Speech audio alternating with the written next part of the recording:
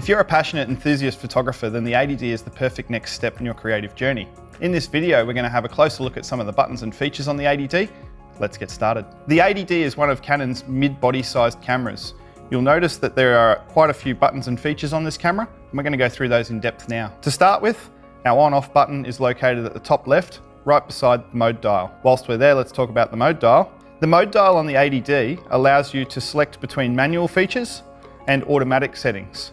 It is important to note that there is a locking button in the center of the dial. So to turn this dial, you need to press your finger in the center and then turn the dial.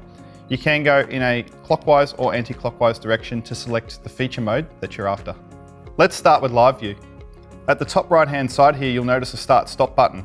To activate live view, you simply need to press the start button to activate, and then to cease live view, push it one more time. Also, this button has a second function. If you would like to take still photos, you'll notice that the rotational dial is selected to the white camera mode.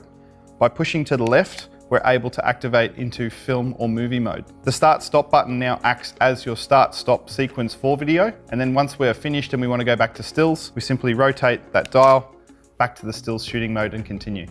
The 80D is also a touchscreen model camera. To be able to change some of the settings on the back screen, all we need to do first is press the Q button on the screen, then we can navigate with our finger to the setting we would like to change. A couple of the other buttons on the back of the 80D is playback.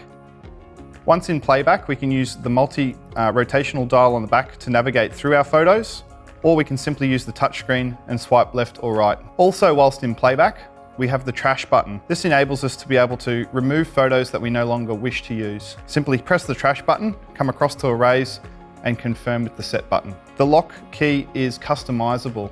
Out of the box, it will simply lock the rear rotational dial from moving, and you'll notice the word lock come up on the screen when you try to rotate that dial. You can also set in the custom functions of this camera for the lock key to lock all of the dials on the camera if you wish. Taking a look at the top right on the back, we have three buttons: AF on, exposure lock, and focus point change. We're going to go into those in detail in the next video. On the top left-hand side of the camera, you'll also notice a menu and info button. The menu allows us to change camera settings, and info allows us to cycle through the screen settings, such as if I would like an electronic leveler. The last button to go over on the rear of the camera is the wheel. This wheel defaults to change aperture when you're in manual, and we'll talk more about that later. But in playback, it also allows you to go forwards and backwards simply by rotating the dial. Within that wheel is a multi-direction joystick, up, down, left and right, easily giving you navigation tools within the menu systems and playback functions. The last button there to mention is set, and set is like OK. Once we've made changes, we can use the set button to confirm that change. If you would like to change a setting on the rear of the camera quickly, you can also use the Q button here or the Q button in the bottom left-hand corner of the touchscreen. Once there, you can use your finger to simply touch the item you'd like to change on the touchscreen, or again use the navigation key up, down, left, right to navigate to the point where you would like to change and hit set to confirm. Let's take a closer look at the top of the 80D. Unlike some of the other EOS models, there is a second LCD screen at the top. This screen gives us vital shooting information such as shutter speed, aperture, ISO, the drive mode that the camera is in, and the AF metering type. Let's have a closer look at the buttons beside this screen. Firstly, let's look at the AF button.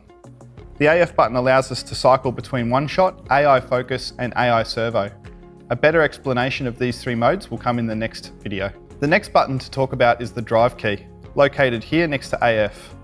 When we enable that button, it gives us some options such as single frame, multiple burst frame, silent shooting, 10-second and 2-second self-timers. The next key to mention is the ISO key. This allows us to customize our ISO settings. We can even choose automatic if we want to. The last key on top is our metering key. By pushing this key, it allows us to change our metering modes from evaluative, partial, spot metering, and center weighted. We're going to talk more about those modes in the next video. The last key to mention on top is the little light bulb key. This turns on an orange illumination on the top screen to allow you to see it in the dark. Another key to mention on top of the camera is the scroll wheel. This key in manual mode defaults to shutter speed changes. It also allows us left and right rotation through menu options. Also found at the front of the camera is the shutter release key. This key has two functions, firstly to focus and secondly to shoot. The last key to mention is the autofocus selection key. This allows us to go through the 4 different pre-selected autofocus point modes the camera has. Like many EOS cameras, you also have an optical viewfinder, which allows you to place the camera to your face and look through the lens. At the bottom of the screen in the optical viewfinder, you'll find some important shooting information, such as shutter speed, aperture, ISO, and exposure. If when looking through the viewfinder, it's not a clear image that you see, we also have an adjustable diopter up to the right-hand side of the viewfinder. You simply adjust this until that text becomes clear. Another one of the great features is the flip screen. It allows us to be able to turn this screen around on itself to be able to view the screen from the front of the camera. We can also rotate this screen to get low or high within frame, and also be able to pack it upon itself to avoid scratches on the screen when packed in the bag. To open, we simply lift the screen away from the camera, rotate accordingly, and we're good to go. Just having another look at the top of the camera, you'll also notice the hot shoe. This is here for speed lights and external microphones. This model is also equipped with an inbuilt flash. To activate the flash, you will find a flash release key on the left-hand side of the body. Simply push, the flash will pop.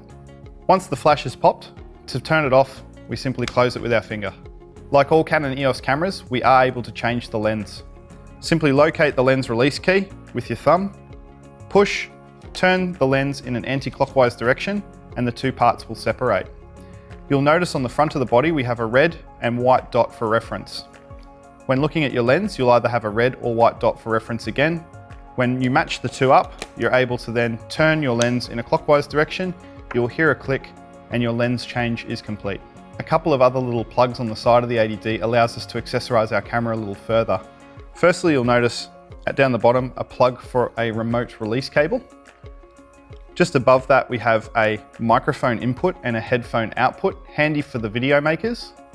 And behind that, you will also find a USB connection and mini HDMI connection.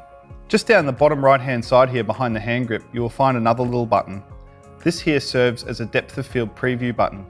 By pressing this button, it stops the lens down to the desired aperture that you have set to give you a realistic view of what the photo is going to look like through the viewfinder. To put a memory card in your 80D, you will find a memory card door behind the hand grip.